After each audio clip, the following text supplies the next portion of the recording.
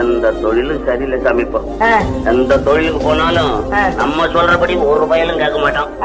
இது ஒண்ணுதான் சாமி நம்ம சொன்னபடி கேட்கறது. அதனாலதான் இதுக்கு முதலாளியாவே இருந்துடுறேன். வணக்கம், நான் உங்கள் இன்னைக்கு பார்க்க போகிற வீடியோ என்னென்னா கோழி அடை வைக்கும் முறை. இதுக்கு பிளாஸ்டிக் டவரா இல்லைன்னா நம்ம சிமெண்ட் தட்டு எடுத்துக்கோங்க.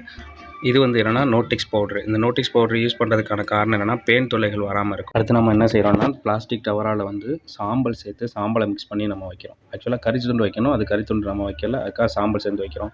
இதுக்கான ரீசன்னா அதே பேன் தொல்லைகள் வராமல் இருக்கும், ப்ளஸ் இதுக்கான ரீசன் தான். அடுத்து நான் செலக்ட் பண்ணிக்கிறது வந்து 7 முட்டை செலக்ட் பண்ணியிருக்கேன். அதோட வத்தல், அப்புறம் வந்து ஒரு இரும்பு துண்டு எடுத்துக்கிறோம். இது எடுத்துக்கான காரணம் என்னன்னா இடிமின்னல் தாக்காமல் இருக்கிறதுக்காக அந்த இரும்பு துண்டு யூஸ் பண்ணுறோம். இப்போ வந்து கோழியை எடுத்து விடலாம். இது வந்து ஃபஸ்ட் டைம் முட்டை வைக்கிற கோழிங்கிறனால இது வந்து ரொம்ப டிஸ்டர்ப் ஆகுது. அது வந்து 2 days நம்ம கண்டினியூவாக அடைச்சி வச்சு நம்ம தண்ணி தீவனம் எல்லாம் எடுத்து வச்சிட்டிங்கன்னா அது பெசரெலாம் இருந்துக்கிறோம். எனக்கே ஸ்டார்டிங்கில் வந்து ரொம்ப கஷ்டமாச்சு. அது ஸ்டார்டிங்கில் படுக்கவே இல்லை, ரொம்ப டிஸ்டர்ப் பண்ணி அதுக்கப்புறம் தான் அதை படுக்க வச்சேன். உரைக்கு நார்மலாக படுத்துச்சு.